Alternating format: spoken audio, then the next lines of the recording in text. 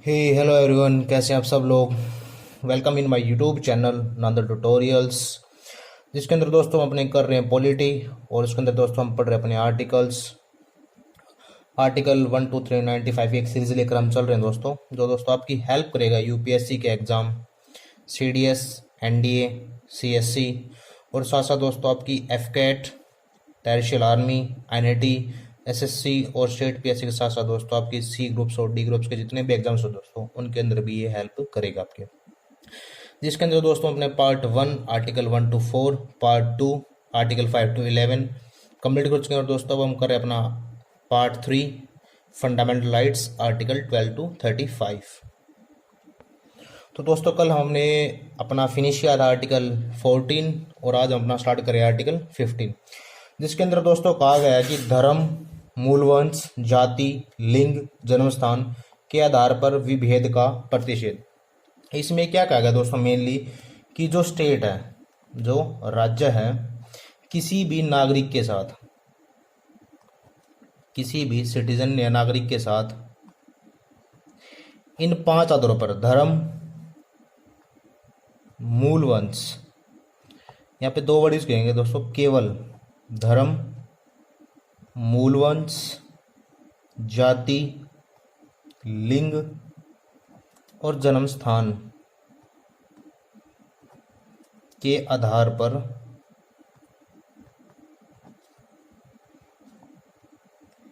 विभेद नहीं करेगा। तो दोस्तों इसके कुछ सब पार्ट्स हैं, वो देख लेते हैं डायरेक्ट हम। आर्टिकल 15(1), इसमें क्या है दोस्तों, 2 वर्ड्स प्रॉपर बताए गए हैं। एक वर्ड बताया गया दोस्तों केवल, एक बताया गया दोस्तों विभेद। तो दोस्तों इन दोनों वर्ड्स का मीनिंग स्पेसिफाई क्या करना चाहता है दोस्तों, यहाँ पे केवल शब्द का दोस्तों मीन है कि केवल यही 5 आधार, कि धर्म, मूलवंश, जाति, लिंग और जन्मस्थान, इन्हीं 5 आधारों पर केवल आपके साथ राज्य विभेद नहीं करेगा। इसके अलावा किसी और आधार पर आपके साथ विभेद कर सकता है। विभेद वही दोस्तों पार्टीशन, कि आपके साथ किसी भी चीज़ को लेकर विभेद कर सकता है, सिर्फ इन 5 आधारों पर छोड़कर। और दोस्तों जो आर्टिकल 15 है, ये है सिर्फ स्टेट, राज्य के लिए दोस्तों, ये भारत के। और कल जैसे हमने डिस्कशन किया था आर्टिकल 14, वो इंडियंस के लिए भी था और फॉरेनर के लिए भी था। लेकिन जो आर्टिकल 15 है दोस्तों, ये सिर्फ इंडियंस के लिए है, फॉरेनर्स के लिए अवेलेबल नहीं है। तो दोस्तों नेक्स्ट इसका पार्ट आता है सब पार्ट 2 आर्टिकल 15(2). आर्टिकल 15(2) के अंदर क्या क्या दोस्तों, कि किसी भी सार्वजनिक स्थल दोस्तों, जैसे कोई पार्क वगैरह हो गया, स्थान पार्क हो गया या कोई अदर स्थल हो गया, पर राज्य निजी व्यक्तियों से संरक्षण देगा, निजी व्यक्तियों से संरक्षण देगा। मीन्स क्या है दोस्तों, कि जैसे कोई पार्क वगैरह बना दिया सार्वजनिक, वहाँ पे कुछ निजी व्यक्ति आकर अपना हक ना जमाए, उनसे हमें संरक्षण मिलता आर्टिकल 15(2) के अंदर। जैसे हम किसी निजी व्यक्ति के पार्क के अंदर हम नहीं घुस सकते, कि किसी ने अपने घर के अंदर कोई पार्क बना रखा है और हम वहाँ पे जाके बैठे हैं, तो हमें स्टेट कोई संरक्षण नहीं देगा, क्योंकि वो स्पेसिफाई किसी व्यक्ति की प्रॉपर्टी है दोस्तों। लेकिन जो सार्वजनिक स्थान है, जैसे पार्क हो गया या मैं बोल दूँ रेलवे हो गया, इन स्थानों पर हमें राज्य संरक्षण देगा दोस्तों। आर्टिकल 15 का सब पार्ट दोस्तों 3। अब आर्टिकल 15 का सब पार्ट 3 दोस्तों क्या करना चाहता है, कि जो हमारी स्टेट है, वो कुछ अपवाद है उसके अंदर, वो महिलाओं और बच्चों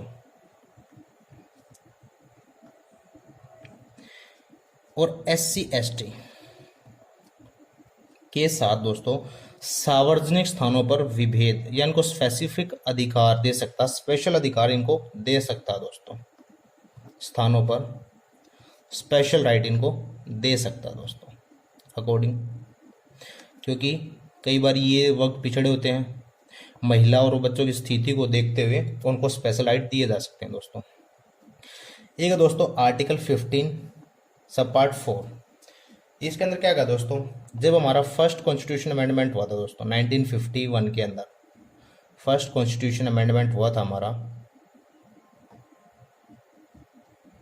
1951 के अंदर, तो कहा गया था कि दोस्तों जो स्टेट हमारा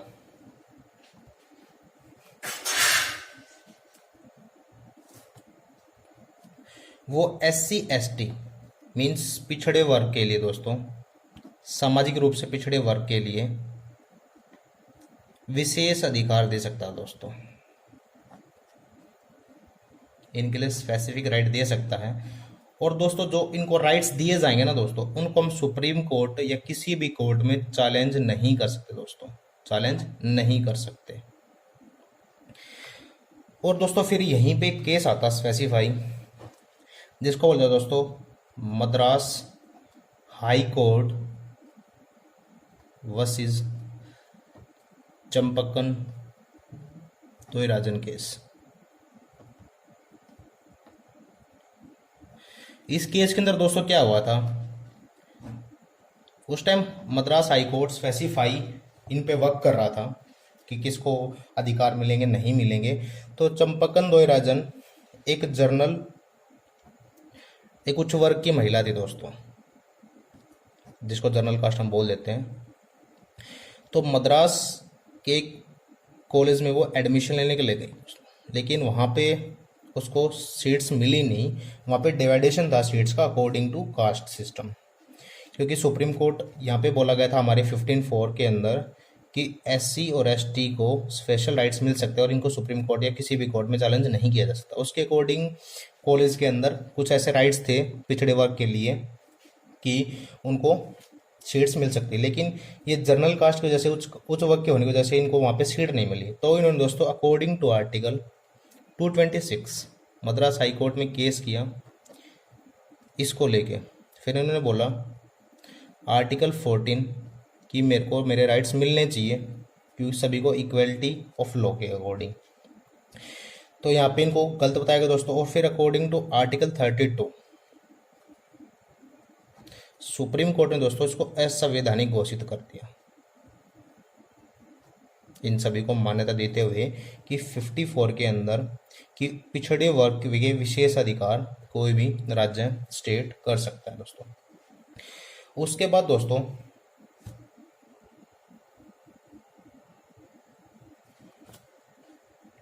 आर्टिकल 15(4) के अंदर दोस्तों एक केस और होता है दोस्तों, PA इनामदार वर्सेस महाराष्ट्र सरकार।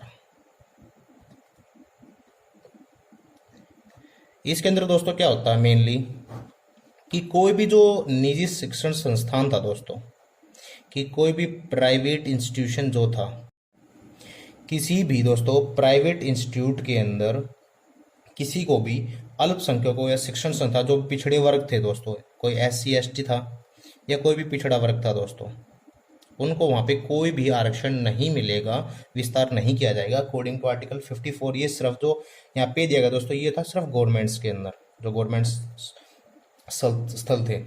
लेकिन फिर दोस्तों आर्टिकल 15(5) जब हमारा आता है तो उसके अंदर बोला जाता है दोस्तों 1903 जब कॉन्स्टिट्यूशन हुआ दोस्तों, कॉन्स्टिट्यूशन अमेंडमेंट हुआ, तो उसके थ्रू से जोड़ा गया था दोस्तों 2005 के अंदर। और उसमें बोला गया दोस्तों कि किसी भी निजी संस्थान, कोई भी अगर प्राइवेट निजी संस्थान है दोस्तों, प्राइवेट एजुकेशनल इंस्टीट्यूट है दोस्तों, वहाँ पर भी अल्पसंख्यकों के लिए दोस्तों विस्तार आरक्षण की रिजर्वेशन किया गया दोस्तों। जो अल्पसंख्यक थे या पिछड़े वर्ग थे उनके लिए वहाँ पे दोस्तों रिजर्वेशन किया गया। वो रिजर्वेशन कितना दोस्तों 27% का उनको वहाँ पे रिजर्वेशन दिया गया था दोस्तों। ये था दोस्तों आर्टिकल 15(5) के अंदर जो आया था 93 कॉन्स्टिट्यूशन अमेंडमेंट 2005 के अंदर, कि निजी संस्थानों के अंदर भी दोस्तों अल्पसंख्यक या पिछड़े वर्ग को आरक्षण दिया गया दोस्तों 27%। यहाँ पे जो दोस्तों 15(5) के अंदर जो केस हुआ था दोस्तों, वो था दोस्तों अशोक ठाकुर वर्सेस भारत संघ, सेंट्रल गवर्नमेंट के रिगार्डिंग। और इसी में दोस्तों ये बताया गया था कि 15(5) में जो मान्यता मिली थी हमें कि कोई भी SC ST या OBC अन्य पिछड़ा वर्ग, अदर बैकवर्ड क्लास, इसके अंदर दोस्तों किसी भी निजी या प्राइवेट या गवर्नमेंट इंस्टीट्यूशन के अंदर इनको विशेष अधिकार दिए जाएंगे। और जो दोस्तों आर्टिकल 15 का सब पार्ट 6 है, उसके अंदर दोस्तों वो जोड़ा गया दोस्तों 103 कॉन्स्टिट्यूशन अमेंडमेंट दोस्तों, 123वां संविधान संशोधन 2019। इसमें क्या बताया गया दोस्तों कि जो EWS आर्थिक इकोनॉमिकल वीकर सेक्शन, आर्थिक रूप से पिछड़ा वर्ग से दोस्तों, आर्थिक रूप से पिछड़ा वर्ग के लोगों को 10% का आरक्षण दोस्तों, 10% का आरक्षण। तो ये था दोस्तों हमारा आर्टिकल 15 कंप्लीट। जितने केसेस थे दोस्तों मैंने वो भी एक्सप्लेन किए। वीडियो कैसी लगी दोस्तों कमेंट्स सेक्शन में ज़रूर बताना। पसंद आए तो दोस्तों लाइक करना, कमेंट्स करना और चैनल को सब्सक्राइब करना। धन्यवाद दोस्तों।